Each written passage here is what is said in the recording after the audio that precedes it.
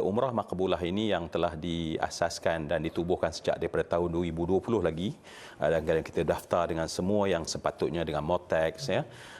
Dan kita azam kita, tekad kita adalah nak menyantuni para jamaah.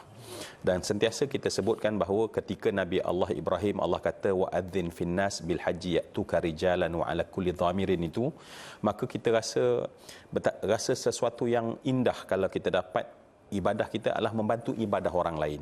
Jadi Umrah Maqbulah ini adalah yang telah berjalan ribuan para jamaah dah bersama dengan kita. Tidak lain dan tidak bukan sebenarnya adalah untuk menyantuni dan memudahkan bagi para jamaah. Kerana Hanan tahulah kan, sebab dunia hari ini cabarannya berbeza. Betul. Zaman dulu kalau sebut Mekah ini, ramai orang bila balik Mekah hijrah dah.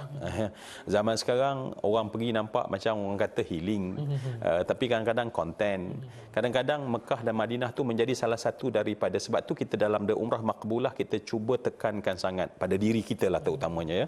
Kita bukan seorang wisata. Kita bukan pelancong di tanah haram. Kita adalah duyufur rahman. Dan bila tetamu Allah ini, dia punya adab-adab yang kita kena jaga. Sebab memang umrah tu orang kata bagi orang yang banyak duit, dia kata umrah tu mudah aja. Memanglah bagi orang yang susah dia kumpul-kumpul duit ya. Tetapi sebenarnya yang susahnya adalah bukan umrah tu. Tetapi nak diterima umrah tu yang payah. Allah.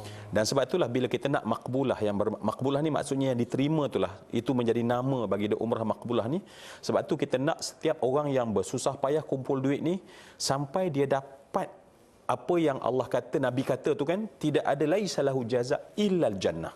Jadi rangka perjalanan yang dia buat tu adalah nak beli syurga. Sebab itulah kita tekankan sangat sebagai apa yang kita katakan di sana adalah me time kita bersama dengan Allah Subhanahu Wa Taala.